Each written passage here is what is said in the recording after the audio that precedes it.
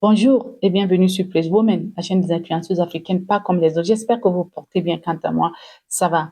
Aujourd'hui, je veux vous parler de l'actualité brûlante, de la scène politique camerounaise parce que ça chauffe au Cameroun. Les élections présidentielles arrivent à grands pas et on ne sait même plus où mettre la tête.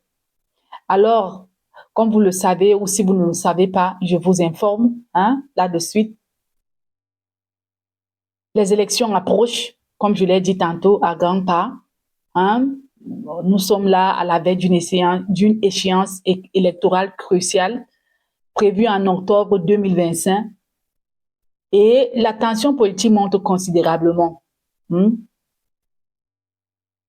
Jusqu'à récemment, la candidature du professeur Maurice Kamto semblait être l'unique véritable alternative au pouvoir établi du RDPC. Vu le tapage médiatique de ses partisans sur les réseaux sociaux, bon, on aurait cru que c'est le seul parti qui peut vraiment faire face au parti au pouvoir, mais que non. Le parti au pouvoir qui est dirigé depuis plus de 40 ans par le président Paul Biya. Toutefois, à quelques mois des élections, des rebondissements majeurs viennent bouleverser le paysage politique. Des figures emblématiques du régime, longtemps alliées indéfectibles du président Paul Biya, prennent désormais leur distance, provoquant stupeur et incertitude parmi les observateurs et les citoyens, y compris moi. Faisons-nous face là à une rupture inattendue? Bon, depuis plusieurs décennies, Issa Tiroma Bakari, aujourd'hui ancien ministre de l'Emploi, parce que oui, il faut le dire, il a démissionné récemment de sa fonction. Et donc, président aussi d'un parti politique au Cameroun, qui était d'ailleurs un allié au RDPC. Et de l'autre côté, M. Bouba Bello Maïgari, ministre d'État du Tourisme et président aussi d'un parti politique qui est l'UNDP, allié du RDPC, bien évidemment. Eux qui étaient considérés comme des soutiens indéfectibles du président Paul Biya, aujourd'hui, lui tournent le dos. Récemment, la démission d'Issa Tiroma Bakari et la rumeur persistante d'une démission imminente de Bouba Bello Maïgari marque un tournant décisif dans le paysage politique camerounais.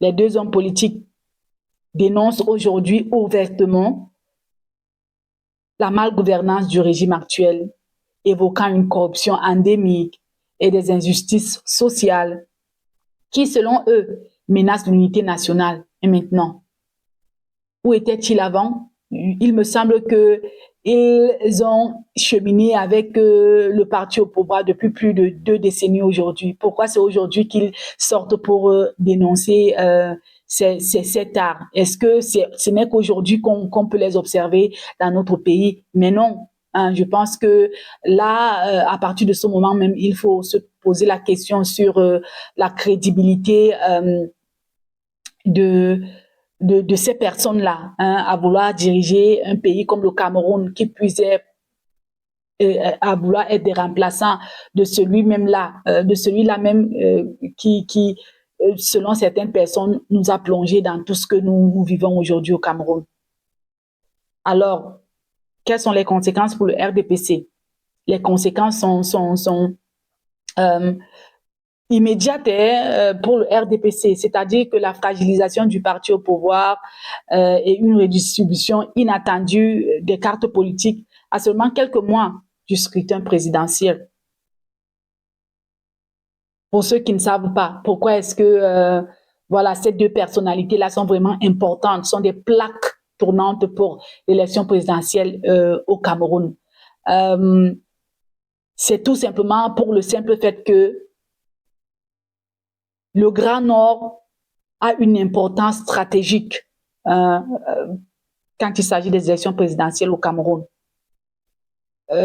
C'est-à-dire c'est une région qui constitue environ 40% du corps électoral camerounais. ce qui en fait une région déterminante pour toute élection présidentielle. Et donc, si le Grand Nord retire massivement son soutien à Paul Biya, cela pourrait signifier la fin du règne du RDPC et changer radicalement le rapport de force. D'ailleurs, Abdoulaye Mey, une figure politique respectée et influente de cette zone-là, allié autrefois de Paul Biya, a fait une sortie virulente récemment sur un plateau de télé où il tenait des propos vraiment, comme j'ai dit, virulents, autant pour moi, comme lesquels il faudrait plus que le patriarche Biya se représente aux élections présidentielles. Sinon, cela entraînerait un chaos au Cameroun et tout ça. Donc, je ne veux pas relayer ces mots-là parce que je ne les partage pas. Mais sinon, c'est un peu ce qu'il disait. Donc, voilà.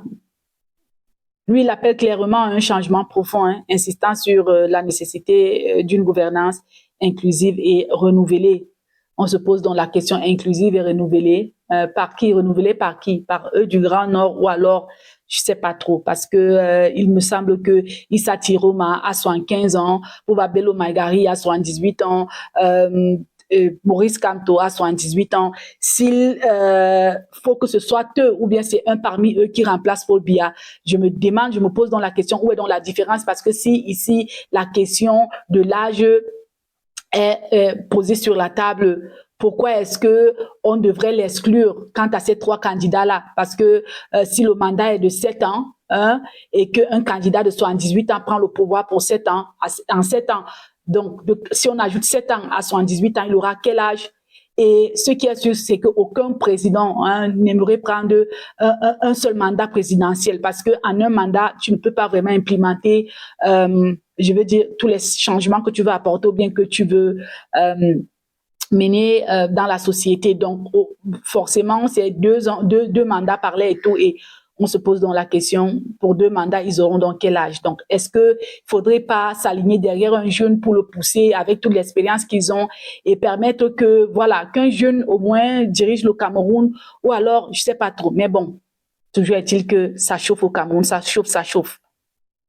Et donc, on assiste aussi à une émergence des nouveaux acteurs et le chaos qui grandit.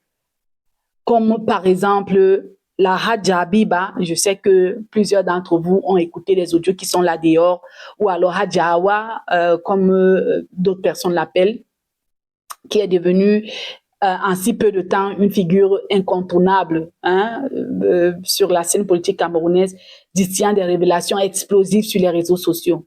Ses propos incisifs ciblent à la fois